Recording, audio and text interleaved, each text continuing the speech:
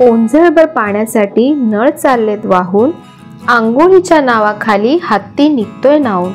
घोटभर पाण्यासाठी कोरडा पडेल घसा, पाणी पाणी करता पण पाऊस येणार कसा. पाणी हे जीवन म्हणती सारे जीव, झाड झाड तोडताना येत नाही का कीव.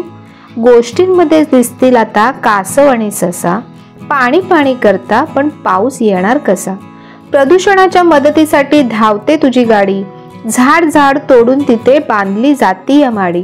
मंगळावरून पाणी आता आणेल का रे नासा, पाणी पाणी करता पण पाऊस येणार कसा.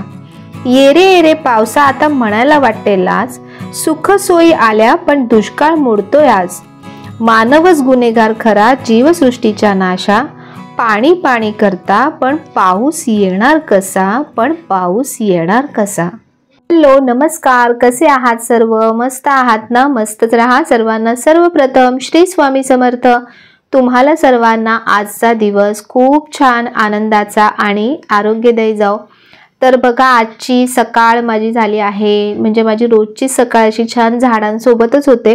पण आजची सकाळ स्पेशल म्हणजे यांच्यासाठी मी आज टाइम देणार आहे, कारण बऱ्याच दिवसांपासून माझं हे जे झाड आहे, फनचं झाड आहे, ह्याला बोस्टन फन सुद्धा म्हणतात, खूप छान पसरतं ते असं मस्त आणि खूप गुच्छेदार आणि हिरवं हिरवं मस्त दिसतं.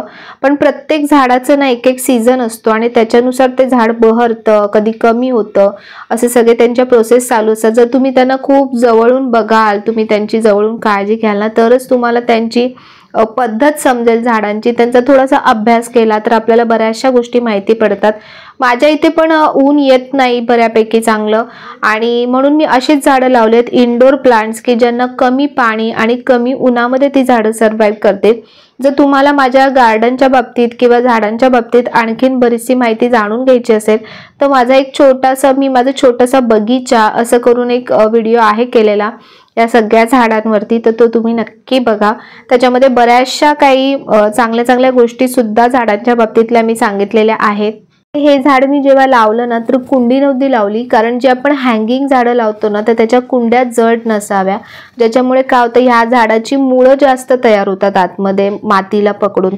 तर म्हणून कुंडी कमीत कमी वजनाची असावी. तर म्हणून मी बिस्लेरीची एक बॉटल आणली होती मोठी, तर त्याची कुंडी केली आणि त्याच्यामध्ये झाड लावलं होतं.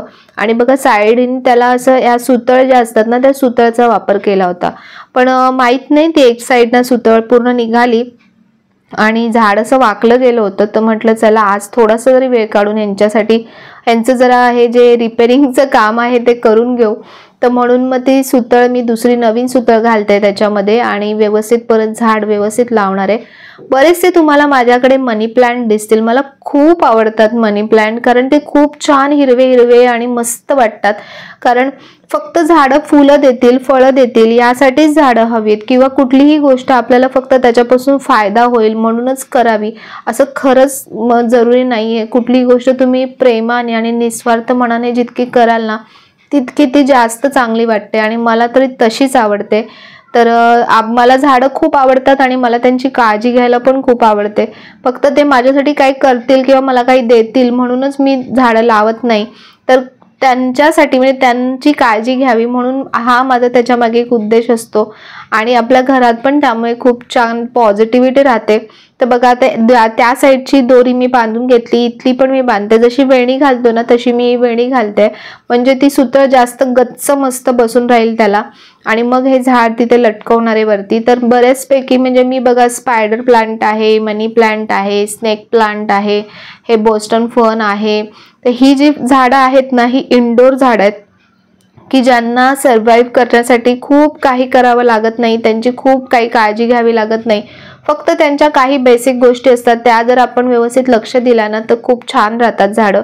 तर बऱ्याचशा वेळेला तुम्ही मला बऱ्याच जणांनी कमेंट्स केली होती की ताई तुझी गॅलरी खूप छान आहे, खूप मस्त आहे. तर ती म्हणजे ह्या झाडांमुळेच त्या गॅलरीला शोभा आहे खरं सांगायला गेलं तर.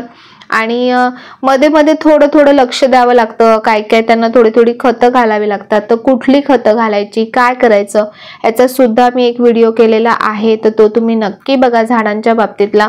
तर बघा अशा प्रकारे हे झाड मी लावलं व्यवस्थित आणि आता किती छान दिसतंय ते.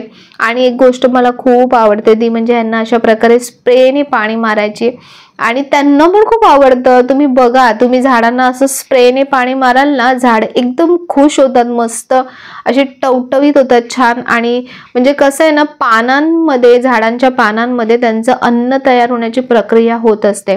तर जेव्हा आपण मुळांना पाणी घालतो कुंडीमध्ये तर ते पानांपर्यंत येईपर्यंत वेळ लागतो.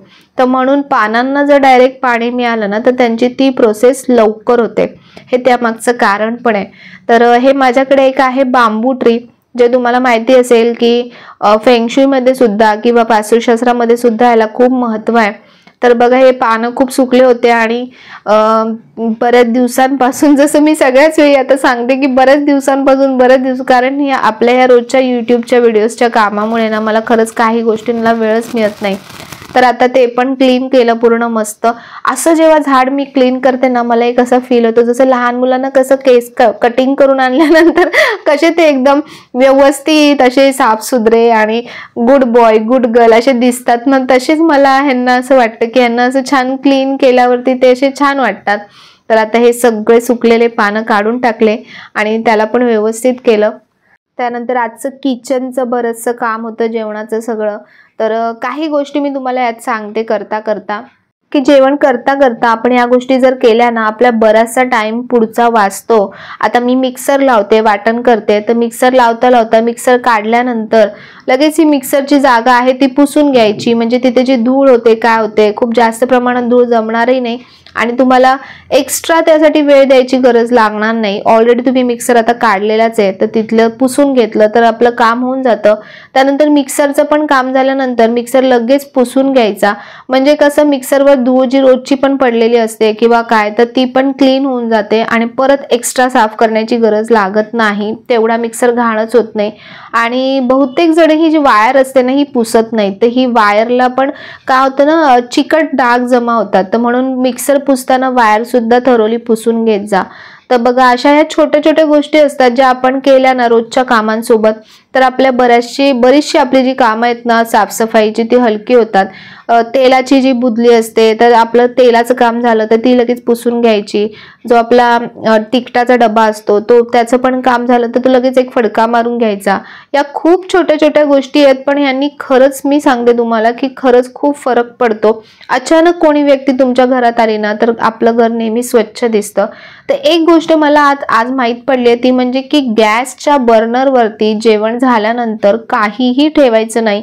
हे वास्तुशास्त्रानुसार आहे की बर्नरवरती कुठलाही भार द्यायचा नाही, म्हणजे आपल्या शेगडीवरती कुठलाही भार द्यायचा नाही, अग्निदेवतेवरती भार द्यायचा नाही.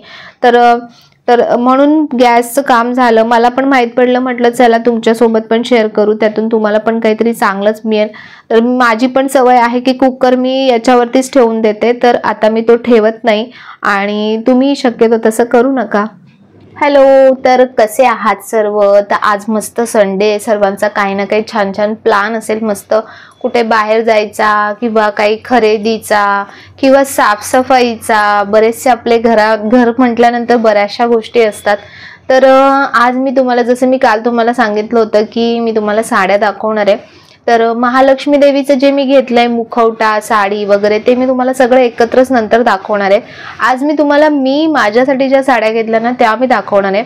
आणि ॲक्च्युली खरं सांगू तर मी दाखवणारच नव्हती, कारण मला ते जरा असं सरप्राईज ठेवायचं होतं. म्हणजे असं अचानक दाखवल्यावर कसं खूप छान वाटतं, भारी वाटतं, तर तसं करणार होती. पण मी दाखवते साड्या. त्याचं कारण म्हणजे ना की खूप ताईंनी मला विचारलं आणि तुम्हाला घ्यायच्या असतील ना, मी खरं तुम्हाला सांगते मनापासून की खूप तिथे छान रिझनेबल साड्या आहेत आणि त्यांचं जे मटेरियल आहे ना स्पेशली साड्यांचं ते खूप मस्त आहे. तर आता कसं जसं एप्रिल महिना सुरू होईल तर आणखीन लग्नाचे बरेचसे सीझन्स चालू होतील. तर तुम्ही आत्तापासून जेव्हा एकदम लास्ट मोमेंटला शॉपिंग करण्यापेक्षा तुम्ही आत्तापासून जर शॉपिंग करून ठेवली तर तुम्हाला बाकीच्या ज्या गोष्टी असतात ना त्या वेळेनुसार व्यवस्थित करता येतात. म्हणजे आपल्याला जर चांगली एखादी खूप साडी घेतली तर तुम्हाला ब्लाऊज त्याच्यानुसार डिझायनर वगैरे असं व्यवस्थित जसं पाहिजे ऑप्शन शोधून आपल्याला करता येतात. नाही तर लास्ट मोमेंटला काय होतं की आपल्याकडे काहीच ऑप्शन नसतो आणि जे मिळतं ते पटकन करावं लागतं. तर म्हणून तुमच्या फॅमिलीमध्ये वगैरे कोणाचं काही फंक्शन असेल, मोठं लग्न असेल किंवा काय, तर तुम्ही जर आत्तापासून प्लॅनिंग करत असाल त्याच्यासाठी, मी असं नाही म्हणते की तिथेच जाऊन घ्या, पण मी तुम्हाला एक सांगते की कुठेही जाऊन घ्या तुम्ही, पण असे फंक्शनसाठी तुम्ही आधीपासून तयारी करा, प्री प्लॅनिंग करून ठेवा, म्हणजे लास्ट मोमेंटला तुम्हाला ऑप्शन लेस राहायला नको. तर चला मी तुम्हाला दाखवते की मी काय काय साड्या घेतल्यात. तर सुरुवात मी साध्या साडीपासून करते. तर मी एक ही साधी साडी घेतली आहे, जी मला असं कलर मला खूप आवडला आणि खूप छान वाटली, म्हणजे एकदम हलकी आहे, एकदम हलकी. आता तुम्हाला इथे वजन दाखवता नाही येणार, पण खूप हलकी आहे आणि मला खूप आवडली. बघा तुम्ही कलर किती सुंदर दिसतोय. म्हणजे आपण छोट्या छोट्या कामांसाठी किंवा गावाला जेव्हा जातो तर तेव्हा अशा साड्या, मला असं बांधणी पॅटर्न आहे, हे थोडंसं असं शायनी आहे, धूपचाव टाईप, पण खूप मस्त वाटला मला हा कलर. याच्यामध्ये खूप सारे कलर होते, पिस्ता कलर, येल्लो कलर, हा गाजरी कलर मला खूप आवडला आणि छान दिसेल ना, कसा वाटेल. तर ही साडी मला तिथे 400 रुपयाला पडली.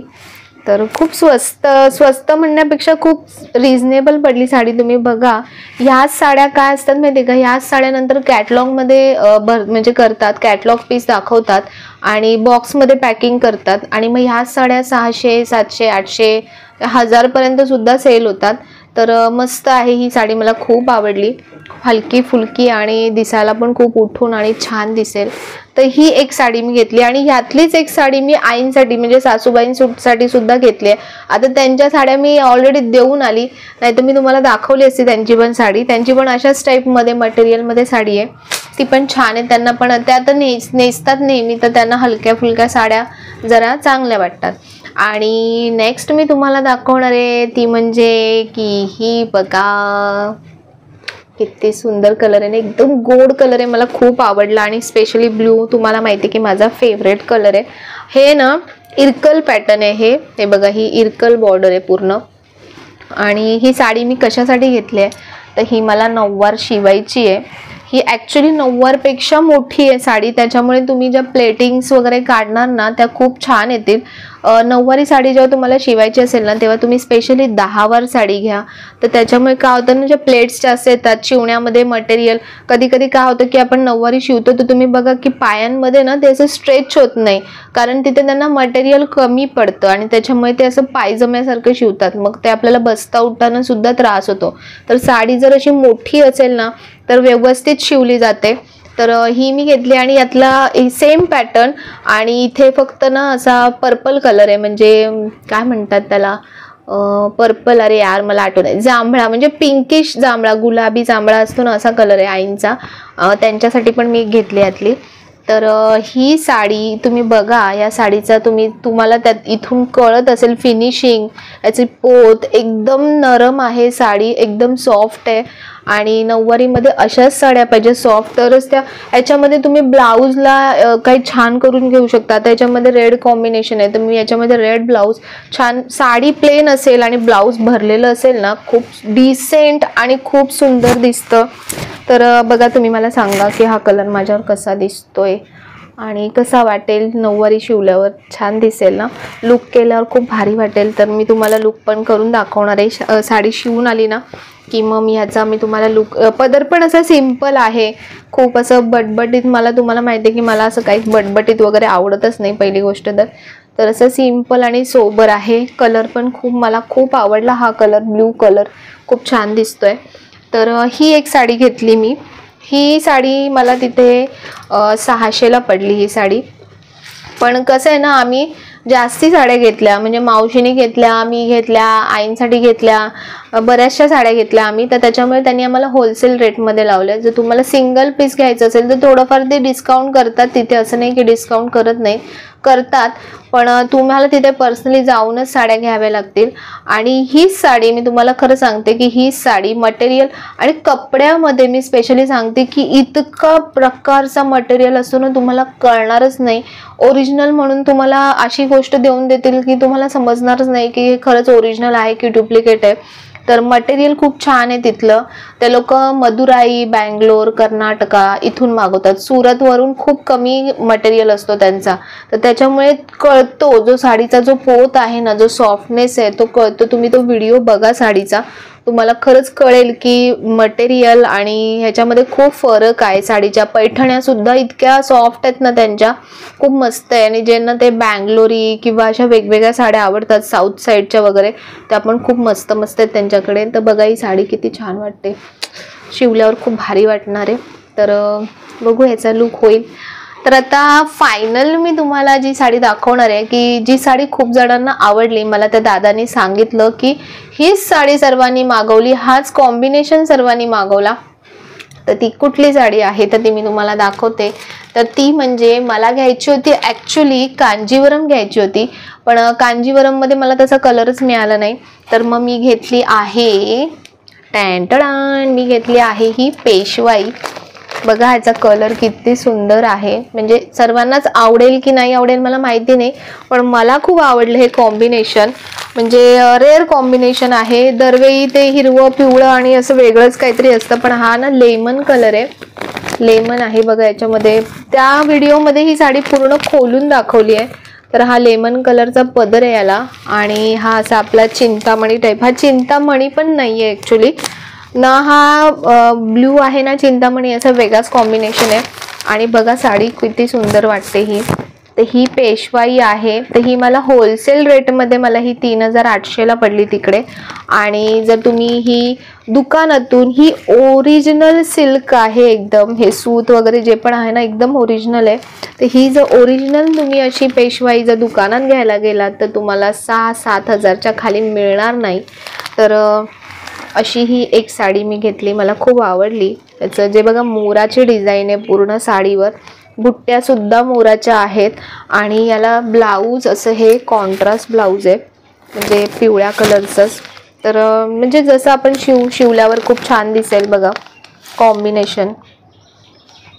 तर या 3 साड्या मी घेतल्या सध्या तरी, जास्त नको, कारण साड्या खूप होतात.